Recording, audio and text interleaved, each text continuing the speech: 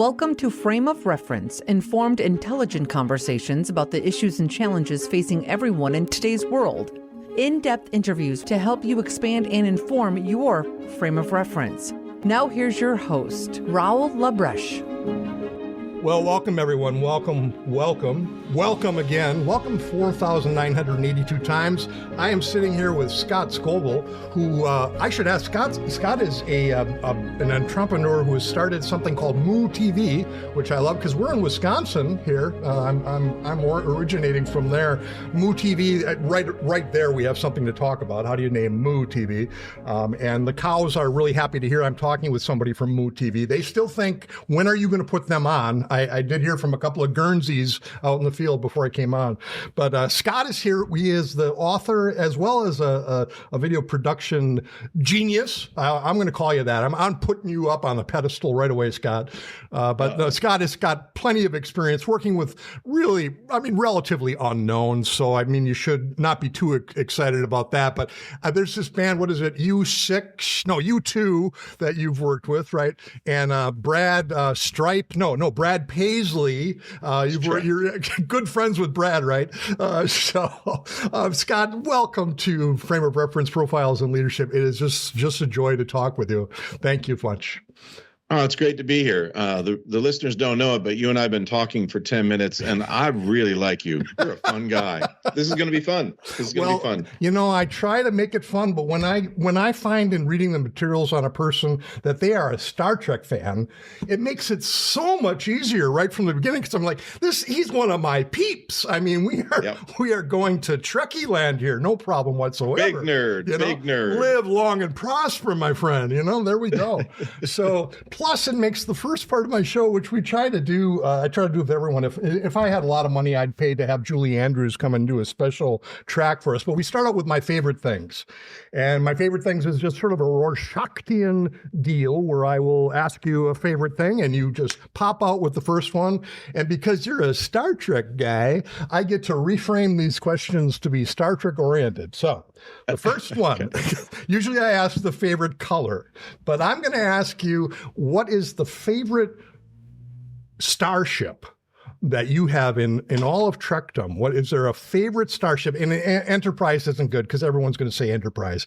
But beyond the Enterprise, is there a favorite design? Is there a favorite, just species that you think has a really, really cool ship? The Klingon battlecruiser. The lines were cool. The cloaking device was cool. And as a child, I had an Ertl model that was made entirely of glow-in-the-dark stuff. So it was hanging from fishing wire in my bedroom. I take it down quite often too. Yeah. But when I turned the lights off, man, there was a Klingon. Was it the D7, the original D7? Is that what you? The original. Oh, okay. The original. Not a bird of prey. Yeah. This was okay. Gotcha. The original. Yeah. Oh, yeah. Well, I'll one up you on that. I had an Enterprise, the same company, Ertl. And I set up my Enterprise, which I was a horrible model maker, so I don't I don't look at it anymore. But I made a movie with it hung up against black construction paper with glitter on it to make it look kind of like stars. And I tried to do like a handheld track cam of going by the Enterprise. And, to this day, that's one of the first movies I made in 8mm, right? So, and I think back, boy. That's awesome. Well, when you're, 13 years old and you think you're going to be, at that time, it wasn't even a Spielberg. And I thought, I was going to be the next Spielberg, I guess. Okay, here we go. Favorite food. Favorite Star Trek food. Favorite Star Trek food? Yeah. Oh, geez. I might not be a big enough nerd to get that right. I don't think I know a Star Trek food that I can think of. Not even grach, like the Klingon worms that they know? Okay. All right. I do remember that, and that would not be my favorite food. So you have out-nerded me. I bow to your greatness, No, sir. It's okay. I work with a Star Trek nerd. By your knowledge of grach and other such repulsive entrees. I don't even know the name of it, but I always loved that with the original series, they had to just make up all this stuff, right? And the one thing that they had was all these like colored cubes of styrofoam, I think is what they ended up using. And I'm like, okay, so here they're trying to make this really modern looking food and no one's going to eat it because it's styrofoam, right? But that was, in the 1960s. What are you going to do? How about a favorite quote from Star Trek? Oh my, I should have studied for this test. Well, I caught you on guard. I'm totally just trying to take Not at all. advantage of it. You know, let's hear what yours is. You know, there have been some amazing ones, and I probably would lean into, I think, Picard and the Next Generation. There were just some really incredible talks about humanity. And just, but I can't remember. I don't have the kind of brain that remembers those things very well. Well, I don't either. So, and I cheated a little bit because you were talking about something in my notes, but this one will stand out. I think in Star Trek V, which, you know, I think the odd numbered movies personally got a real bum rap because there's some really cool stuff that happens in the odd numbered movies. But Kirk and that, I don't know if you remember that Cybok and his whole, you know, Spock's half brother, you know, all the junk that's going on there. And he's taking away people's pain, you know, and everyone's like, oh, after the, you know, kind of zombie, like, oh, I've been relieved of my pain. And when it comes to be Kirk's time, he says, damn it, Bones, you're a doctor. You know that pain and guilt can't be taken away with the wave of a magic wand. They're the things that carry us, the things that make us who we are. If we lose them, we lose ourselves. And the thing that always hit me is, I don't want my pain taken away. I need my pain. And I mean, I write about that in my book. Yeah. You know, I had EMDR work done, and I discovered that I had survivor's guilt over my business partner being killed. And the woman working with me, Ginger Pogue, amazing, amazing human. And she said, you know, hey, you have survivor's guilt. I can take away this pain and this feeling. The guilt doesn't belong to you. And I said, okay, I do want to get rid of the guilt because I shouldn't feel guilty for being alive. Mm-hmm. But don't take away my pain. I need that. How am I supposed to know? If I don't know hurt, I can't know true joy. Mm-hmm. And if I don't know hurt, I don't know how to empathize and care for others. So definitely, let's get the misplaced feelings gone. But I always want to cry when I think about this. And I think we did a pretty good job of that. Right. Well, and it's a really, really touching, really moving story. So hopefully we'll get to share a little bit of that because it was so formative to you too.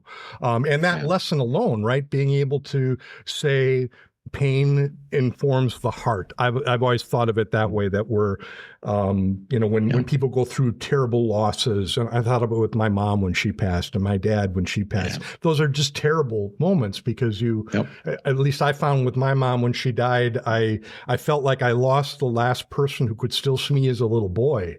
And I grieved for that, you know, I just grieved for it. And yet, that grief is what does make us, right, care more about human beings. I sometimes think the biggest a-holes are the people that have never learned how to feel what another person feels and have a sense of not sympathy, but acknowledging that the human experience is tough, you know, and we don't need to make it tougher on one another, right?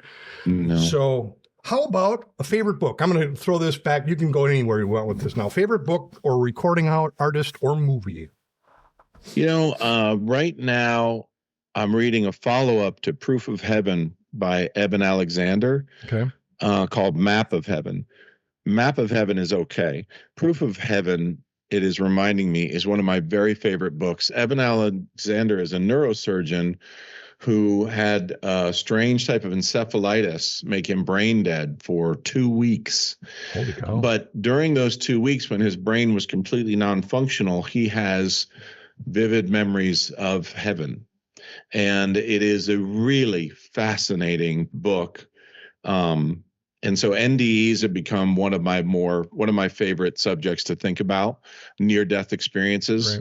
Right. And Eben, as a very scientific brain who would have been the first person to say a book like his is total crap, is the ideal ambassador because he lived it. Right. And he does a really compelling job of sharing his story. So I would highly recommend Proof of Heaven to anyone at all interested in one scientist's view of the afterlife. Right. Which is, honestly, that's one of the problems with science and religion or science and faith is it does take a leap of faith. It's a quantum leap in many ways. Is.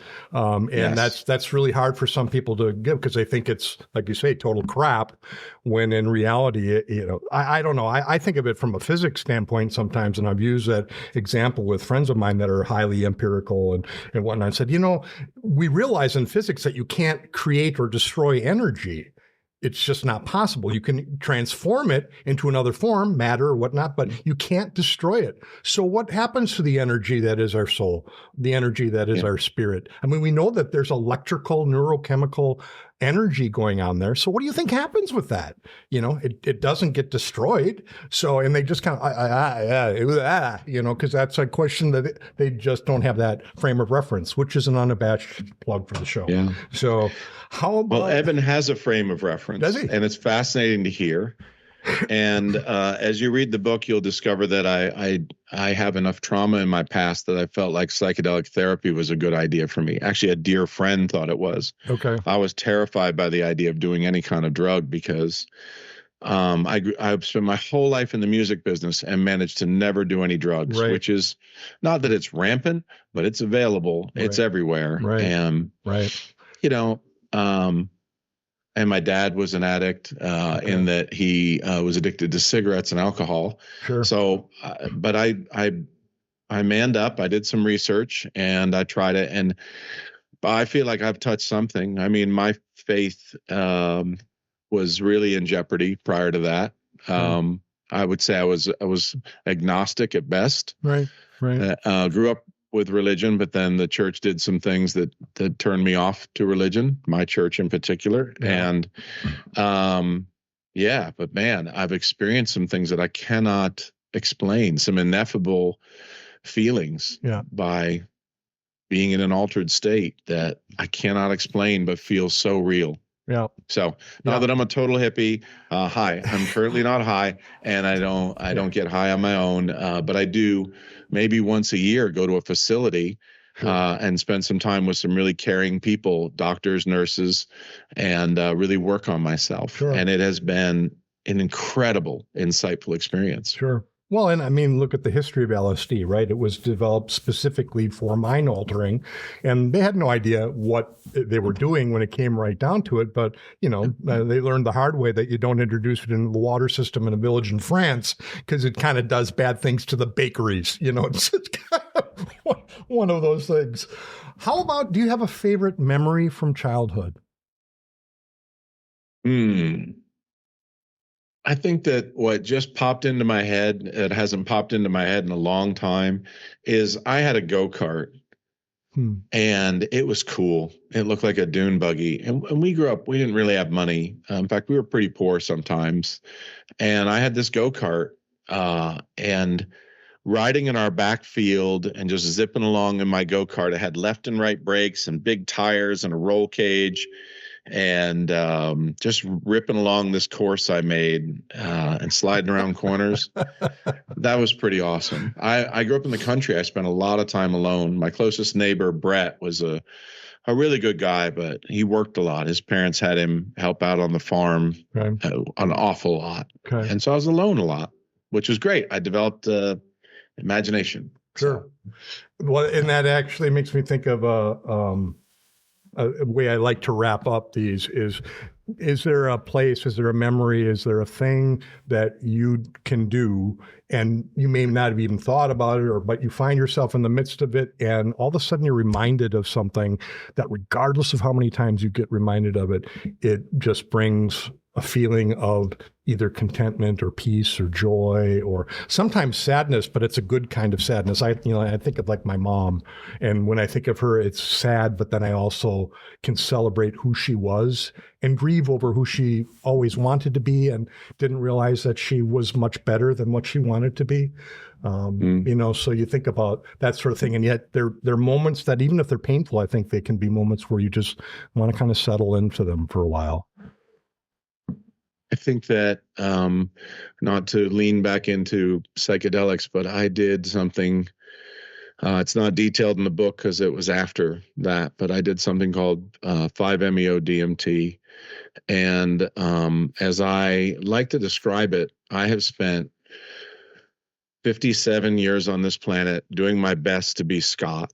And it's been a wonderful ride. I've learned a lot of things. But there's not a child on this planet whose wires don't get crossed when they're younger. Things happen to them that they probably shouldn't, and they don't know how to process them, so they come out in other ways, right? And I've spent a lot of time in the past 5 years trying to rewire that stuff, and felt like I'd made as much progress as I could, and decided to go with a more nuclear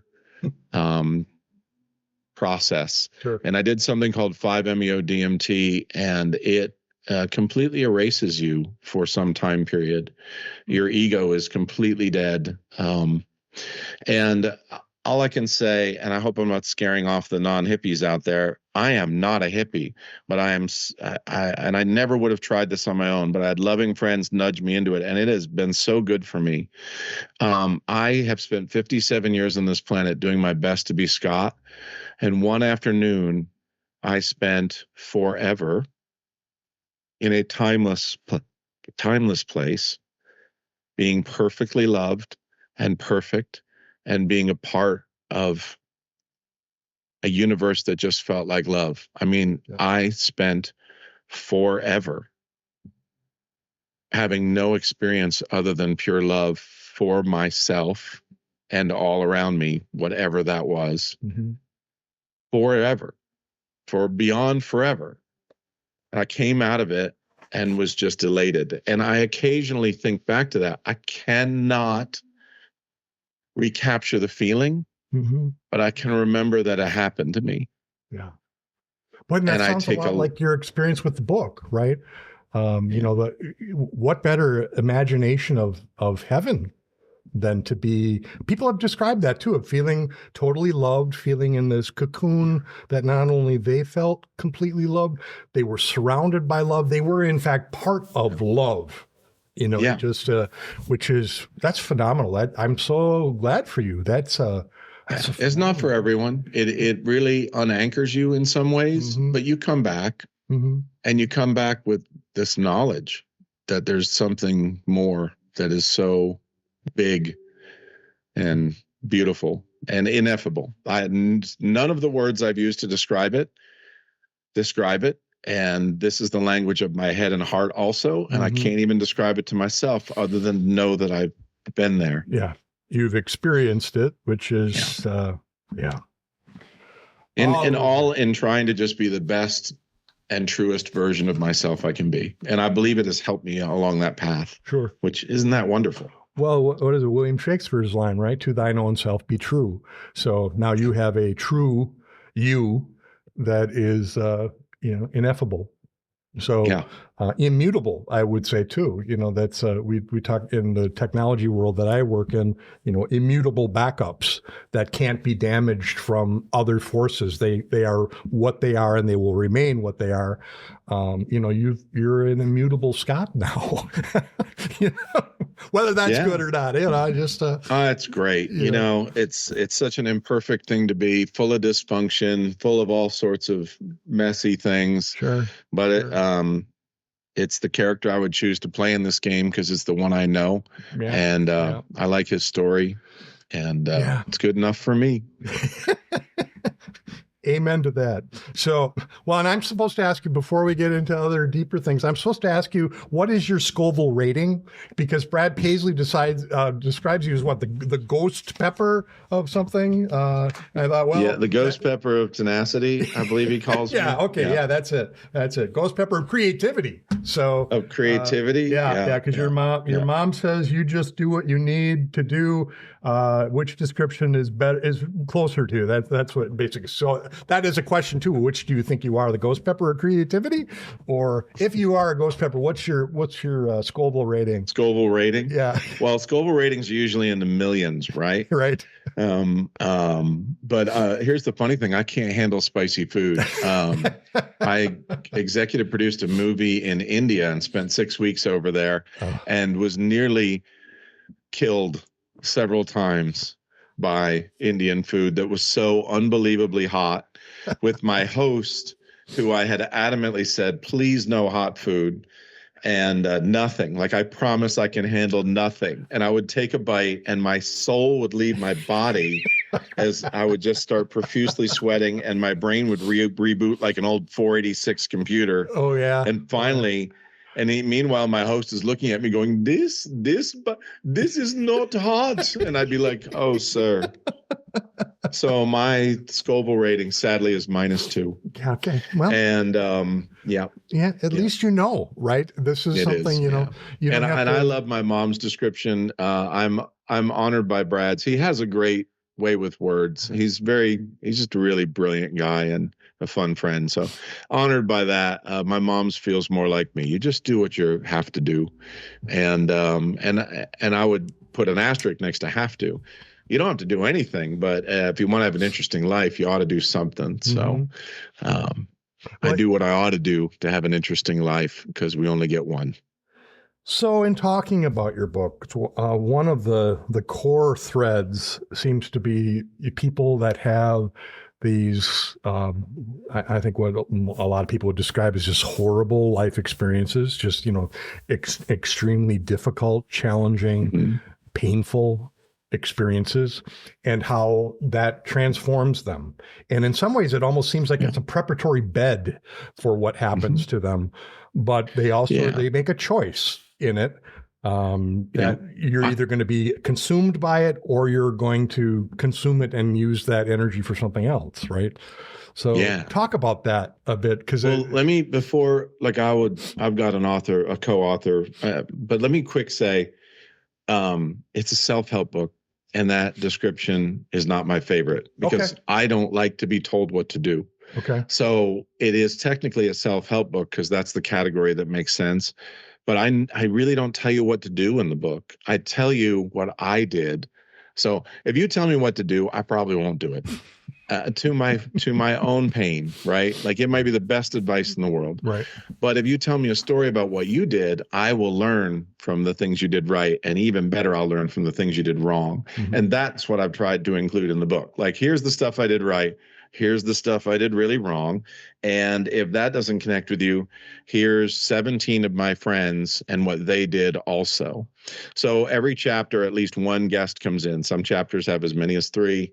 But in the end of chapter 1, Scott Hamilton comes in, and I say, you know, hey, someone who knows more about this is Scott Hamilton, the Olympic gold skater. And he talks a little bit about winning Olympic gold in his story, but the real underlining thread in Scott's story is cancer. And what I've known Scott and been friends with him for years, I didn't know that he was born with a tumor in his brain, and neither did he until much later in life. And that tumor stunted his growth and made him a very sick little boy. And he spent all of his young time being sick, in and out of hospitals, stunted growth, smallest kid, picked last. And he also was adopted. So he'd get picked on for being adopted. Like, Scott's young life had some serious struggle in it. Sure. But without that, would Scott Hamilton have won Olympic gold?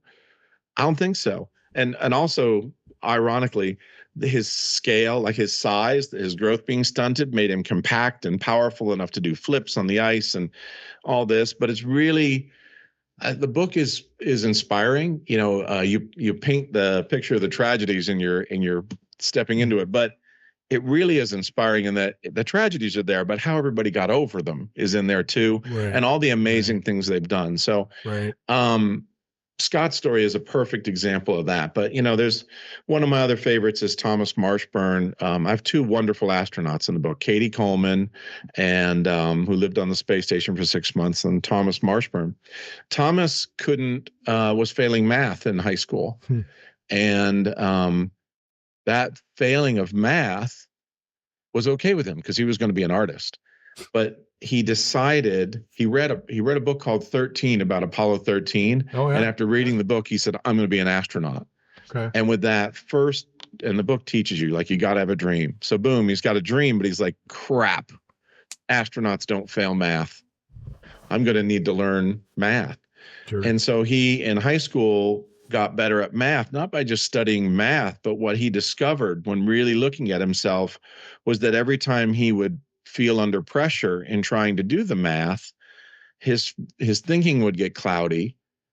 And what he learned in overcoming those math problems was how to think very clear and calculated under pressure. And that is, of course, a characteristic you're going to need if you're an astronaut who's spacewalking. I mean, in the book, there's some incredible stories of him spacewalking in there, and incredible guy. And what I loved about his story is that it was as simple as math. And you think about all the things that you may or may not embrace in life, and you have no idea downstream what may or may not happen to you. Like if Scott Hamilton didn't embrace skating in a Learn to Skate program, or if Thomas Marshburn just decided he could never be an astronaut because of the math. But these people didn't decide that. They decided, no, I'm going to overcome this. Right. And look what's happened to them. Well, so didn't Scotty have the whole issue with, because he was a skater, got made fun of, got bullied by people, so then he decides to play hockey to just get them off his back. But, he had been a figure skater for how long? And, he talks about too, his mom being so critical, or critical in a good way. She was critical to his formation, believed in him so much that even didn't she pass away when he was just kind of getting started with things? Of cancer, the disease that he's been fighting most of his life. So then it ends up being her sacrifice, but he didn't know it at the time. But didn't she actually arrange for him to continue to skate after her death? And, he then embraced that pain of losing her and all that she had done, all the joyfulness that she expressed watching him skate, and used that to go on the ice and say, this is my tribute, essentially, to Mom. I'm going to continue to carry this love forward. That seems to be a constant thing, too, is that whole sense of there's a love cocoon in people's lives that empowers getting through the grief, I guess, to some extent, and gives a direction provides a light, out of the grief into, now what do I do with this kind of thing? Does that make sense? Absolutely. And, I can relate to the mom thing with Scott, and that when I lost my business partner, one of the employees came to, I never planned on owning a company like Moo TV. I just didn't. I ran the Nashville office, but it sounded hard. And he came to me about 3 months after Lee died, and he said, I know you're not okay, but it's time to pull it together. We really think you should start a company like his, which was the first I'd thought of it. And he said, I've taken the liberty of asking the employees. They're all in. And the clients, they want to know how they can help. And I really think you would keep some part of Lee alive if you did this. And that last part got me. And I believe I started Moo TV just to keep some part of Lee alive. He was, for the listener, he was tragically killed in a carjacking. And he was one of my heroes and mentors and a best friend and a father figure. And I was really devastated. And he was my boss. But I think I started the company because of that. Sure. Well, that's not a good reason. And about 4 years in, I realized I hadn't slept in 4 years, was on the verge of being bankrupt, and he was still gone. And I had kind of a meltdown. But I pulled it together and said, okay, it took me a couple months, but I said, all right, I love our clients. I love our employees. I'm not doing this for Lee anymore. I hope he's really proud of me, but I'm going to start doing this for them. And so it was a hard road that probably I wouldn't have chose, but the things that influence you. And I took that hard path. And now in hindsight, my goodness, the wonderful things that have come into my life because I did that. I'm so grateful that I made that decision. I have a friend that talks about God is not nearly as interested in our circumstances as he is in our character. And that the events that happen in our life that I look back at, I can say I don't think I have anything quite as what I felt for you and the empathy I felt for you to have such a close friend, a mentor, a father figure, a person that took you under his wing and made you who you are in a lot of ways, to have him, killed so randomly, right, by a couple of carjackers that are hyped up on PCP, and then to have them steal the car and run over him. I mean, it's so awful. You almost can't believe that. How could that happen to this wonderful man? So you can, sit there and go, God, why you go? Or you can say, no, I'm going to honor the love that he gave me and the respect and the courage and whatever that he gave me and do something good with it. Because that's the best way to have a tribute to him. Right. So I am looking forward to reuniting with him someday. Yeah. I'm not in a hurry to do it, but when I do, we're going to have a lot to talk about. And I think he'd be incredibly proud. I hope so. Boy, if he's not, I'd be like, dude, what's wrong? Is your woodwit? What's going on? Why are you proud of this guy? And for the listeners, we're talking about Moo TV, which is when you go to a concert and see video production, you see screens and cameras. Like if you get a chance this summer, go see Luke Combs. That thing is gargantuan. Right. But we've got about 30 clients we work with. And when you see that equipment, it's ours and the people that are out. So Luke Combs has like 4 tractor trailers of our stuff, I think. Oh, and 16 people on the road with him that are ours. Okay. And then there's other tours like Peter Frampton wrote in my book.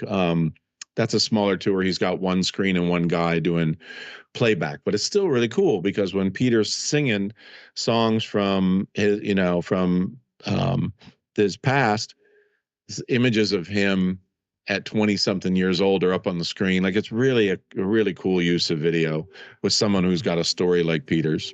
That's got to be a tremendous experience too, from a creative standpoint. I mean, I have a background, MFA in stage direction, so I'm always just thrilled to, meet someone like yourself that's able to do the things that I try to do, but on a limited budget, you just can't quite ever get there, right?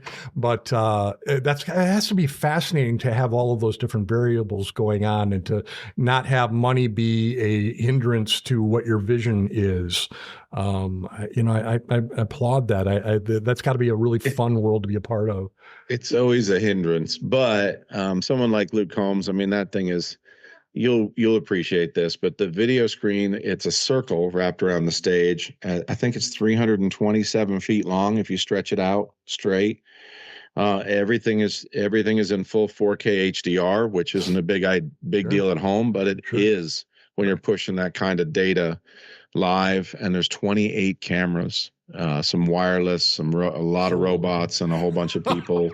It is a massive undertaking, and we build it to do the show and then tear it down and move it again and again and again. It's a fun industry. I've loved being in it. Yeah. Well, and especially you talk about that too regularly, how the excitement for you isn't the money and all that stuff. It's watching the crowd be just totally like, whoa, kind of impact. Most entrepreneurs are wired, I think, for money on some level. Not entirely. Like the best ones, maybe not, but I don't care at all. One of the hardest things when I became an entrepreneur was I had to train myself to care about money, because if you're irresponsible with it, you let everybody down and you can't pay them anymore. Right. So that was hard for me.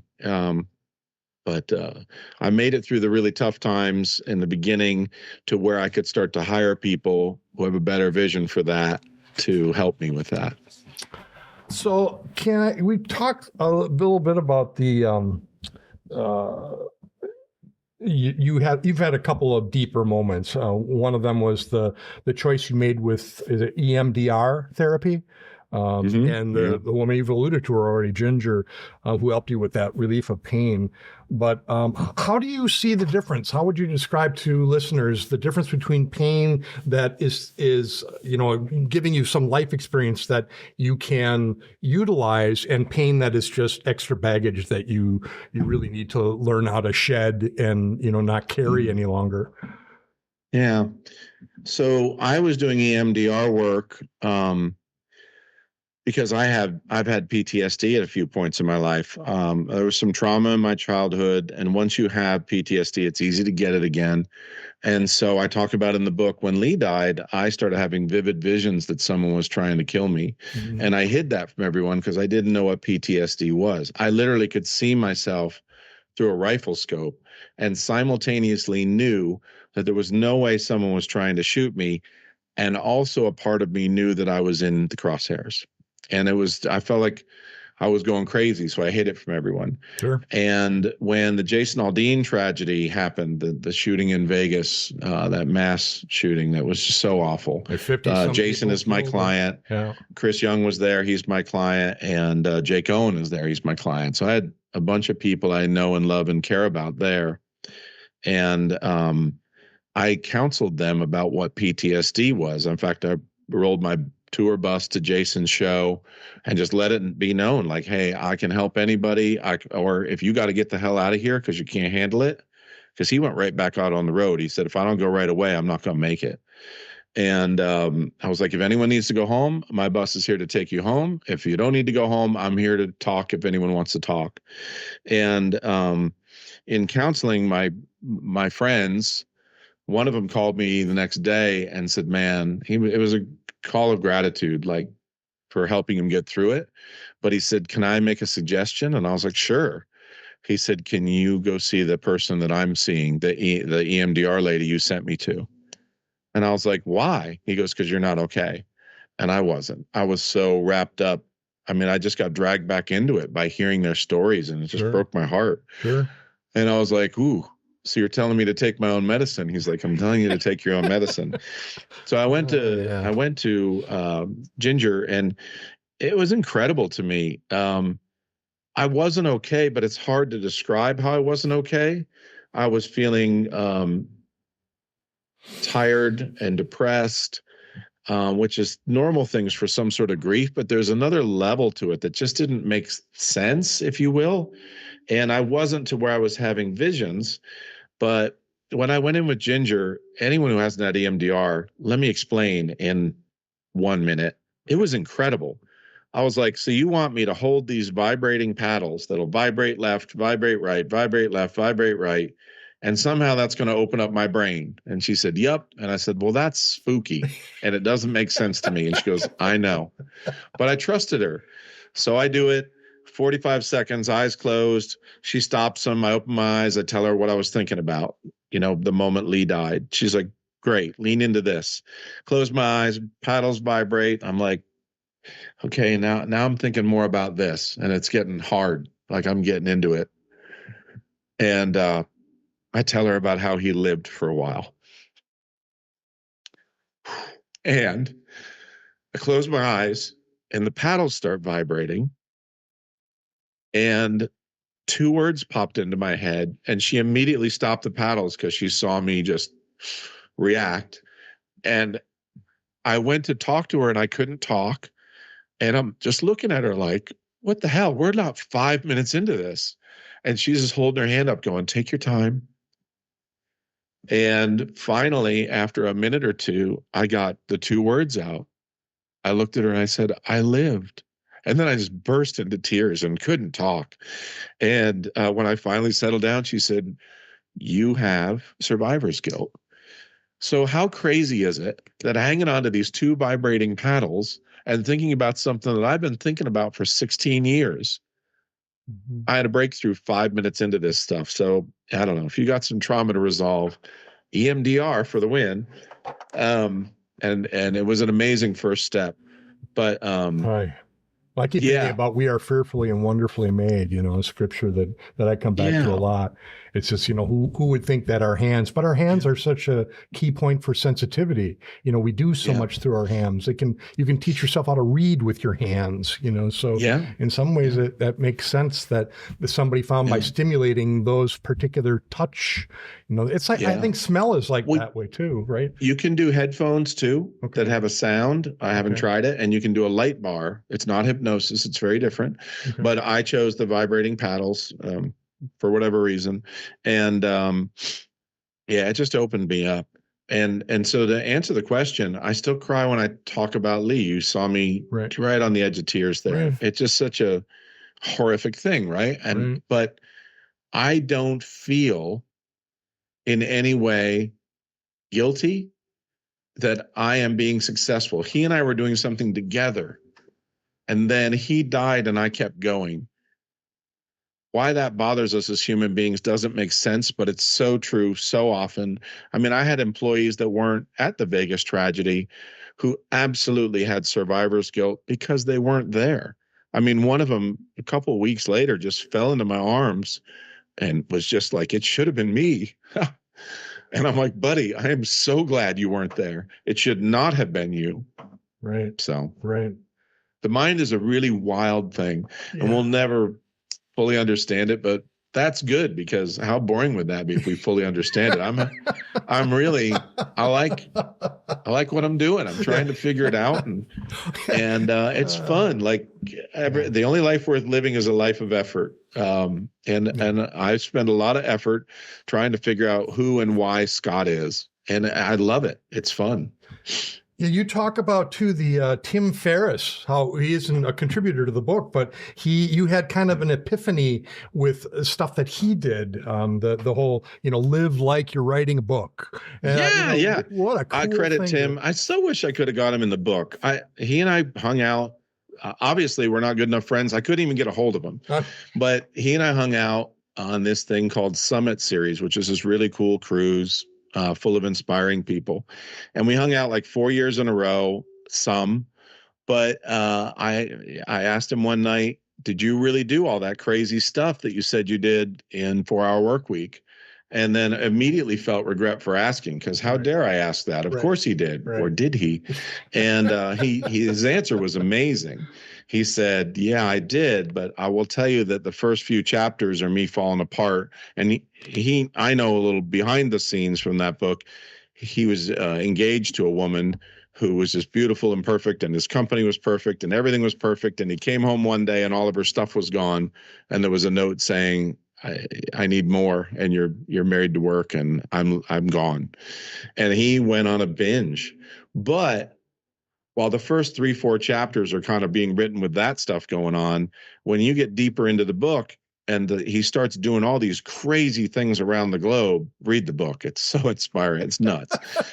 When he starts doing all those crazy things around the globe, it's because he knows he's writing a book at that point. He's decided that he's going to write a book about the fact that his company did better with him out of the way than it did when he was there.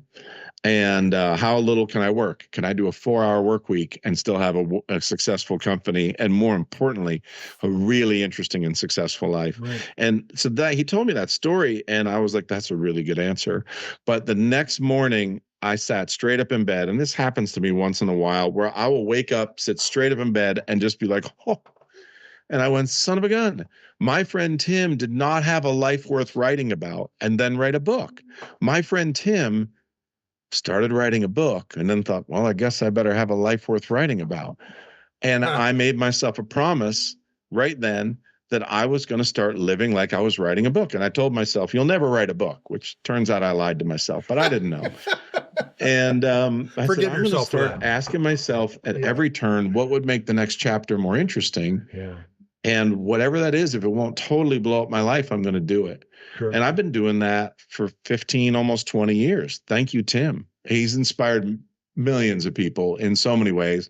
This is how he inspired me. I've been living my life like I'm writing a book ever since that conversation with Tim. Well, and it made you do things that have been really exciting, right? I mean, becoming a singer, that would, friends. You want the scoop? Well, I don't know. Tell the scoop. But I haven't even talked about it on social yet, but I'm opening for Brad Paisley in Norway, June 11th and 13th. And I was told as a kid I couldn't sing. Yeah. But I got drunk at a party in Norway like 15 years ago. And sure, in my 40s. Sure. Yeah. And started singing along to the radio. And there was a band there at the party, and they're like, you're joining us on stage tomorrow. I'm like, no, I'm not. And they're like, yeah, you are. And I'm like, I don't sing. They're like, yeah, you do. Yeah. And I joined them on stage and was just mortified by the whole thing and thought there were polite applause. And I run up to the bar, and the barmaid is beautiful and sweet. And I'm like, I would like all of the beer. I'm hungover from the night before. I'm sober. I don't drink anymore, by the way, but I used to be really good at it. And she's not getting me my drink. And I'm like, what the hell? And I look up at her like, and she goes, I have goosebumps. And I'm like, what? And the band gets off stage and they're like, join our band. And I'm like, huh? And it turns out I'm a baritone. So the reason I couldn't sing when I was a kid was who knows, maybe my voice was cracking. Maybe I was already a baritone. I was trying to hit the notes that everybody else was hitting. Right. You can't. It turns out as an adult, as long as I sing down where like Johnny Cash sang a lot of his stuff, I can hit it. And so then I just loved it. From then on, I was like, okay. And like, join our band. I'm like, that's the dumbest thing I've ever heard of. And then I sat there and went, it would make the next chapter more interesting. Yeah. Well, and so they asked again 2 drinks later, and I went, yeah. Well, you look up your name, and one of the big things that comes up is your country music concerts that are going on, and I'm used to thinking, oh, Scott Scoble, he's this video production guy, and then you're like, singing in your country. Well, it's fun. Well, maybe it'll, now author, and just, hey, like everybody listening, you got one life. Yeah. Make it interesting. Like, have fun with it. Like, go, what can I do now? And that's what the book's about. Like, all those things that you haven't done, whether it's like something as simple as learn to cook or get off your ass and meet a mate, or something as nutty as be an astronaut, go do it. Right. Like, even if you don't get there, first off, all your fears are way more fierce than they are in reality. Amelia Earhart says our fears are paper tigers in one of her famous quotes. I quoted in the book. As soon as you get close, you realize, well, that's not scary. And I found that to be true. I as a kid was terrified of failing, and that led me to flunking out of college and rock bottom.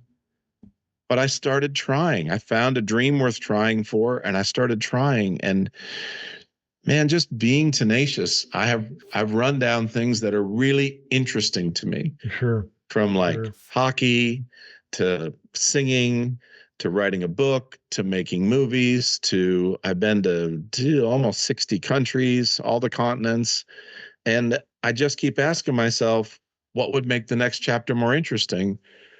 And then especially if it's hard, I start stepping towards it, because even if I change my mind at some point and say, I don't think I'm going to do that, it was fun trying. Yeah. So I don't know. I went from being terrified of trying to loving trying. And it's been the absolute difference maker in my life. Early in the episode, you were asking me to remember things like foods from Star Trek. I can't remember stuff like that. I am not the smartest person you'll ever meet. I am not. Those of you who can see me on video, I'm not the best looking. I'm just Scott. Right. But Scott has gone from living this life he's really ashamed of, like waiting tables on the side of a highway, to like having a couple hundred employees and working with my heroes and doing all sorts of really fun, interesting things, because Scott decided it was more fun to try and fail than to fail by not trying. Well, and I love that kind of introduction to, what was it? Your counselor that said you would rather, grab a hot stove than, try. And then, here you are at what you were working in your miserable waiting job, and some of the guys, the road crew comes in from U2, and you make friends with them, and they invite you to the concert, and you walk in and have that, epiphany moment where this is my place. This is what I'm supposed to do. And I think the encouraging thing for me from the book, and I would encourage anyone listening to that, is find your thing. Just keep looking until you find your thing, because you will know. I knew after COVID, you talk about that a little bit too, and COVID, how it almost destroyed your business. And I recognized the first concert that I did, video work after COVID, and I was back with those guys, back with the road crew, back with the people that just do not have time for bullshit. They just don't. They're who they are, and, like me or leave me, I got work to do, and just have really fascinating stories and are fun to talk to. And I thought, oh God, I have missed my people, and that was one of the worst things about, I think, COVID in general, is we lost our group identity. And, I'm really proud and happy that you got your groove back, because that. Well, I think one thing that Moo TV did really right is we tried to stay connected to our employees. We had Zooms all the time. We would call them all the time. Like, we had they don't know it was a spreadsheet. They can hear it now if they're listening, but I had a spreadsheet, and I would just go through and call people periodically. So, I know that makes it a little more calculated, but the calculation was based on caring. And I just wanted to see if they're okay. And so we would, Travis and I and And we would just call people and just say, are you okay? How you doing? What's going on? And we were able to do some shows. I have a rehearsal facility called the Steel Mill, and Bandit Lights and Claire Brothers and I loaded in a video, a show basically, and we started having people perform there for virtual audiences, which was not exciting for us compared to the roar of the crowd, but it was wonderful to do something. Mm-hmm. And by pivoting like that, I was able to generate about $1 million, which wasn't really enough, but by burning through and going very in debt, 18 months-ish later, the bank was calling in our loans, and it looked like it was about over. And COVID, they lifted the restrictions, and we survived by the skin of our teeth. Yeah.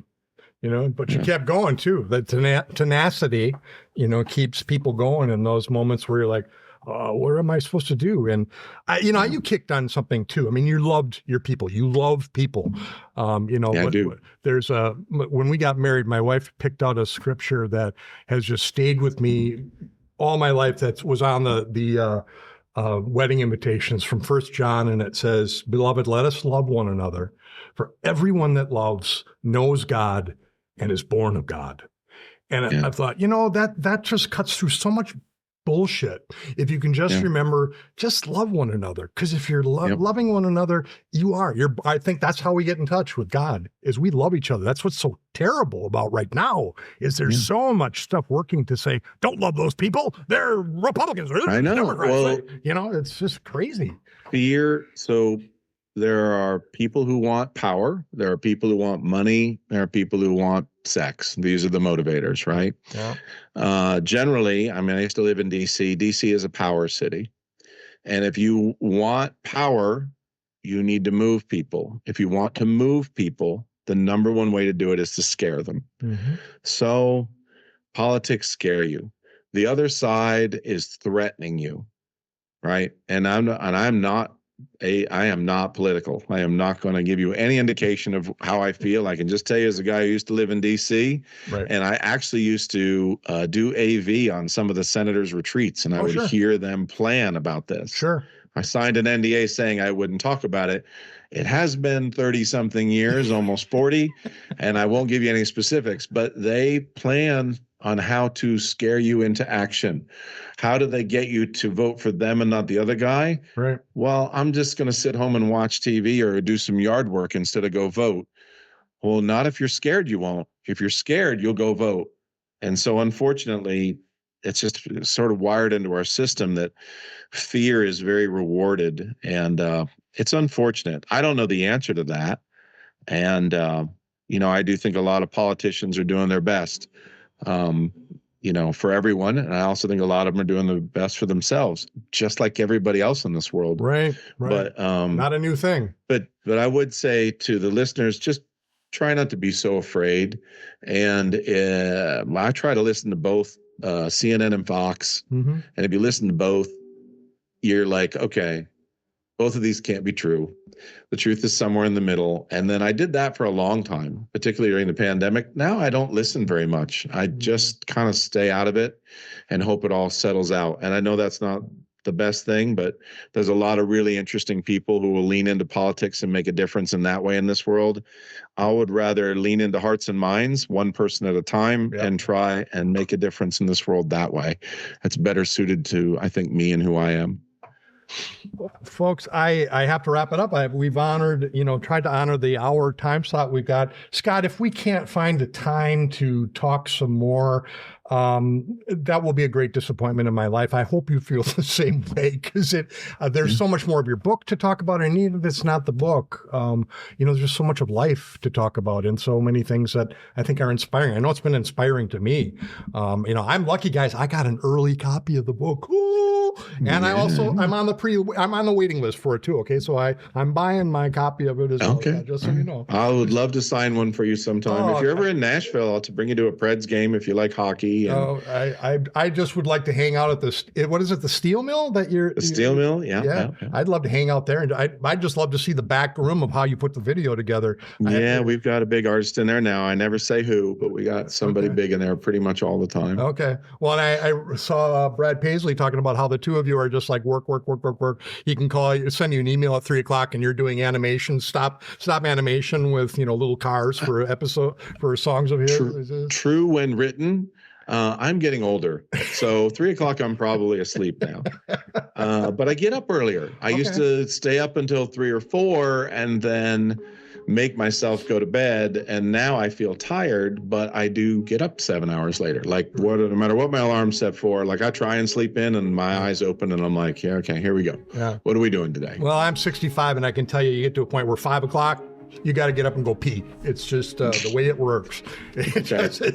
Looking forward to that. Yeah, I'm sorry to rain on your parade there. It's all right. It's all part of it. So, but anyways, folks, Scott Scoble. Scott is in a Scoble rating. I hear is -2. -2. Yeah. So that's okay. We're not going to hold that against you, and I am not going to hold it against you that you did not know a Star Trek food. So you know. Well, now I know. The next person who asks me, I'll be like, grok. No problem. If anyone ever asks you. No, I mean the wormy. Yeah. I love the squirminess that goes on. It just makes me feel like I'm eating a dinner at home. But anywho, his book, Tenacious, which has a wonderful cover. I like the ladders kind of going up. Yeah, I'm really happy with so much about it. I really am. I'm proud. How about that? Well, and pride is a good thing when done in moderation, right? Like everything else. Yep. So there's proud and then there's arrogant. So that's probably the road Definitely not that. This whole thing has been terrifying to hang it out there. Yeah. Like, here's my art. Please like my baby. Oh, God, what if they don't like my baby? Yeah. I can relate to that. You direct a play and you put it out there. The misery of an artist, right? Oh, yeah. It's just, I can't even be in the theater when a play that I've directed is up and running because it's just like I can't stand where the people are going. I won't be able to take it. It's just. Anyways, thank you so much, Scott. Pleasure meeting with you. Pleasure talking with you. Listeners, thanks for taking the time. Oh, God, I would take the time again in a moment without even thinking twice about it. So hopefully we can find a time when your schedule allows that and make it happen. So sure.